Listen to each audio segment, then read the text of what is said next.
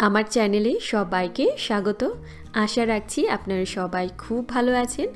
আমি আজকে আপনাদের শেয়ার করব একটা স্পেশাল পিঠের রেসিপি, যেটা হলো তেলের পিঠে বা একে ভাজা পিঠেও বলা হয়। একদম ট্র্যাডিশনাল পদ্ধতিতে বানাবো, এর মধ্যে কোনো সুজি কিছু ইউজ করব না। তাতেও কিন্তু এই পিঠেটা এরকম ফুলকো হবে, নরম থাকবে, আর এটা 4-5 দিন রেখে দিলেও কিন্তু একই রকম থাকবে।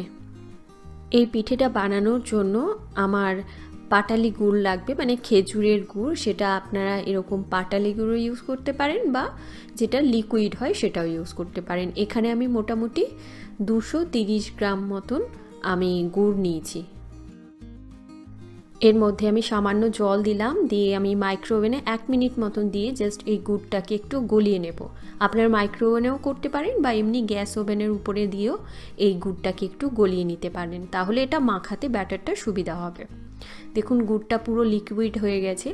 আপনারা চাইলে এর পরিবর্তে কিন্তু লিকুইড যে গুড়টা হয় খেজুরের গুড়, সেটাও ইউজ করতে পারেন। আমি এর মধ্যে দেবো আলাদা করে, আমি পাটালি গুড় আর এই ঝোলা গুড় দুটোই দেবো এর মধ্যে। এবারে এর মধ্যে আমি 1/2 কাপ পরিমাণ দিয়ে দিচ্ছি খেজুরের রস গুড়, এই দুটোই দিয়ে দিলাম। এবারে এর মধ্যে আমি একে একে সমস্ত উপকরণগুলো দেব। দেখুন এটার ঘনত্বটা ঠিক এরকম আছে।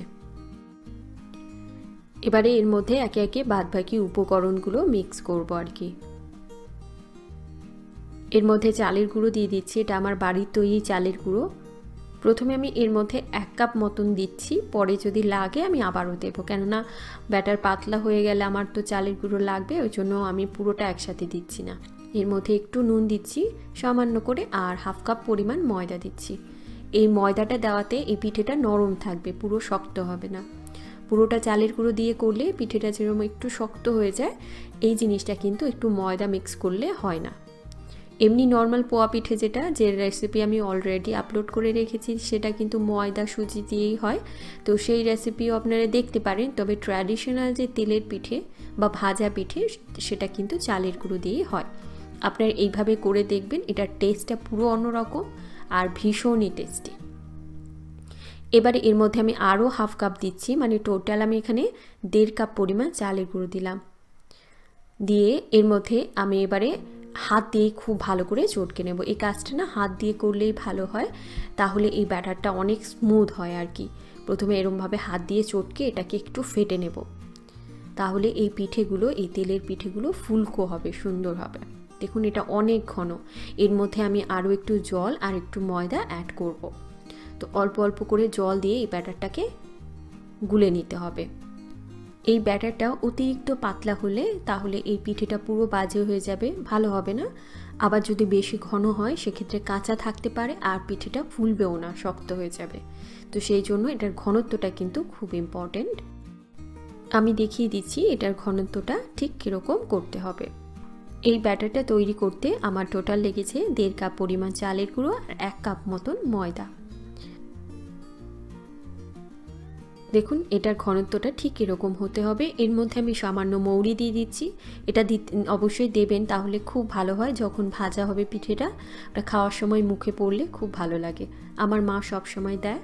তো এই ব্যাটারটাকে আমি বেশ কয়েক ঘন্টার জন্য রেখে দেবো, তাতে করে পিঠেটা অনেক ভালো হবে। এবারে কড়ার মধ্যে আমি বেশ খানিকটা সাদা তেল গরম করব, আর এই ব্যাটারটা দেওয়ার সময় এই ব্যাটারটাকে খুব ভালো করে ফেটে নেব বারবার করে, তারপর দেব। অল্প করে দেব, আর আঁচটাকে আমি তেলটা গরম করে লোতে রাখবো। একদম ঠান্ডা তেলের মধ্যে, মানে হালকা গরম তেলের মধ্যে দিলে পিঠে ফুলবে না, আবার বেশি হাই আঁচে করলে কিন্তু উপরটা কালার হয়ে যাবে, ভেতর থেকে কাঁচাই থাকবে। তো যখন পিঠেটা উপরে ভেসে উঠবে, তারপর উপর থেকে এরমভাবে তেল দিতে হবে, দিয়ে এটাকে উল্টে দিতে হবে। আমি এপিঠ ওপিঠ সুন্দর করে ভেজে নেব। দেখুন সুন্দর তেলের পিঠে তৈরি হয়ে গেছে, এটাকে আমি নামিয়ে নেব। এইভাবে আমি সমস্ত পিঠেগুলোকে তৈরি করে নেব।